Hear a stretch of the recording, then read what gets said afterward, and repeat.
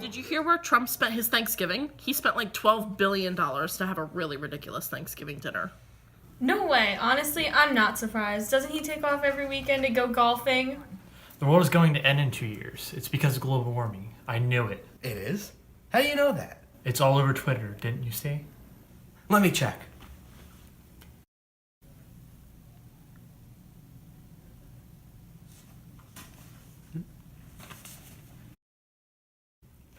I have so much left to do. I can't do it all in 2 years. I can't believe the world's gonna end. Oh no. Oh my god, I can't believe it. Did you see this headline?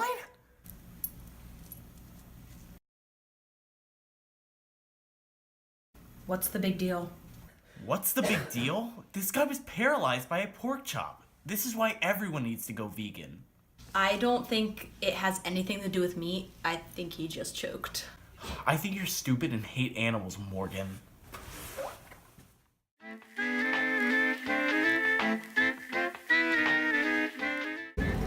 In 1990, Tim Berners-Lee invented the World Wide Web. Since then, a noticeable shift in the public's news consumption has occurred. In the early 1900s, most people received their news from printed newspapers, word of mouth, or the radio.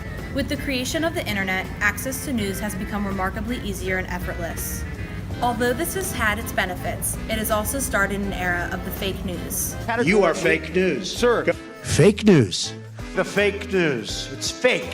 About with the fake news and all of that. As you say, fake news. CNN, fake. I'm changing it from fake news, though.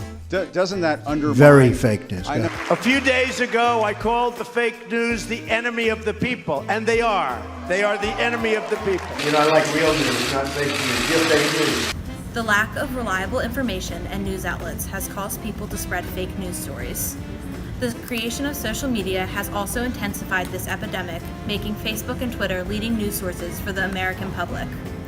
We took to Stockton University's student population to discover their ability to decipher real and fake news and where they get their news sources from.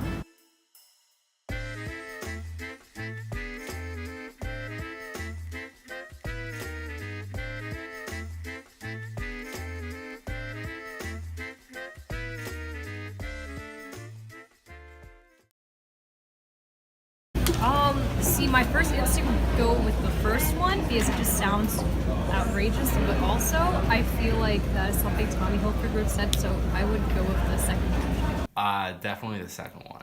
Okay. Now, I'm very much of a test-taking person. This sounds like a very trick question. The first one should sound like it's fake news. But honestly, I wouldn't put it past anybody. So I think that would actually be like an actual article. So I think the second one is fake. The first question, I feel like the second article is fake. Okay. Because I can definitely imagine a big company like that promoting a model in that sort of sense. And it's also the first headline sounds more interesting. That last one. I would say the first one just seems like so ridiculous. Like, why would a model be like the one key to like helping the Middle East? Okay. The first one. Okay. The first one. Middle East is quickly running out of land area. I would say the first one, the Tommy Hilfiger one.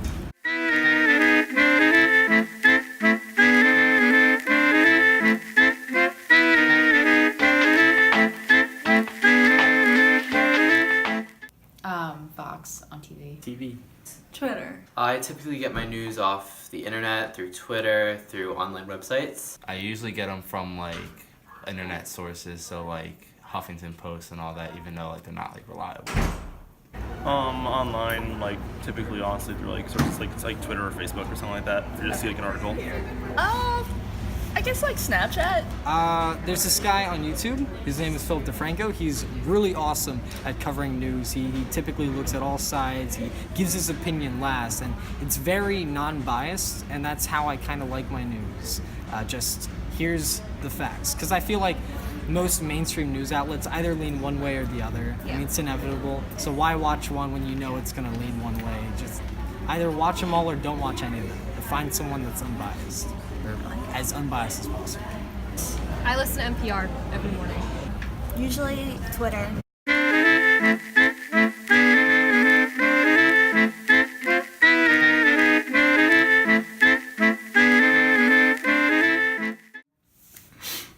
pops out first, I guess. I feel like the image. Like pictures or different wording, maybe. Whether or not, like, if it's like something that pertains to me, like such as like the recent like net neutrality articles, like something that's like a really big topic that's important to click globally. Usually the headline, whatever interests me, whatever I'm like trying to find out more about. Like the way it looks, just like the visual of it. Clickbait, like whatever like image they have up first or their title, and then I'll start reading from there to see if it's real or fake. What makes anybody click on an article? Clickbait, essentially, or if I'm interested in a particular topic. Typically, if I'm online and I heard about like some sort of tragedy, obviously I want to be in the know. I'd want to know what's going on in the world. So that's something that would make me click. If I can relate to it in some sort of way, if it has any bearing on my life. Catchy headlines.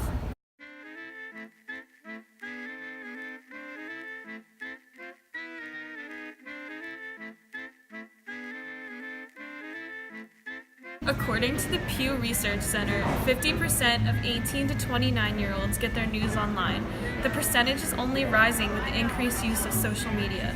Among Facebook users, 66% get their news from Facebook.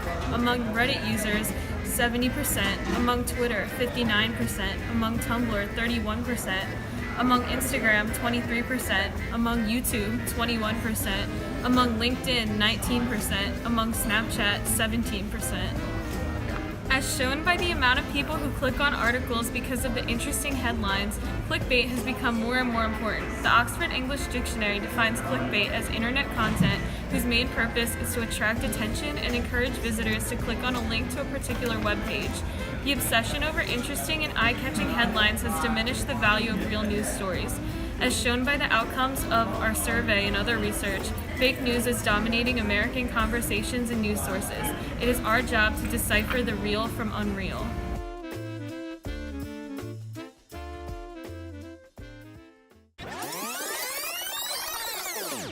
Step 1. Check the source. The world is going to end in 2 years. It's because of global warming. I knew it. It is? How do you know that? It's all over Twitter, didn't you see? Ryan, you can't rely on Twitter for your sources. Use places like the New York Times to fact check your stuff.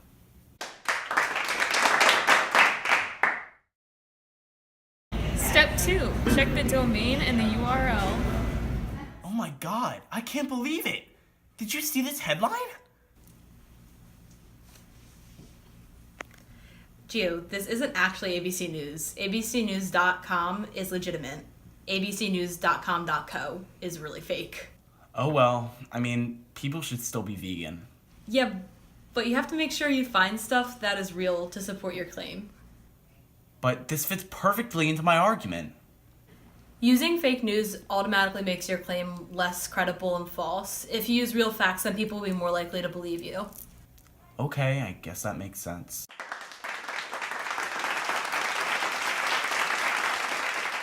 Step 3. What's the support? Did you hear where Trump spent his Thanksgiving? He spent like $12 billion to have a really ridiculous Thanksgiving dinner. Even though that's believable, what was the support for that? What do you mean? Many times these bogus stories will cite official or official-sounding sources, but once you look into it, the source doesn't back up the claim. So did they have support? I mean, Donald Trump Jr. tweeted about it.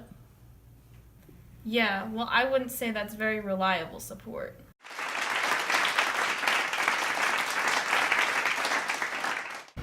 Use these steps to defeat any fake news. This has been Sadie Klitsch, Ryan Gibson, Audrey Bishop, and Morgan Fow reporting for Scoot Squad Productions. What do you mean? What do you mean? Wait, you have to do it again. What do you mean? I feel like I'm too confused. What do you mean? What do you mean? Lipstick in my Valentino white bag! Did you see this information? It's not information, it's headline. And I'm also on my home screen. Where's the support? It is also started in I Love English. Doesn't back up the claim.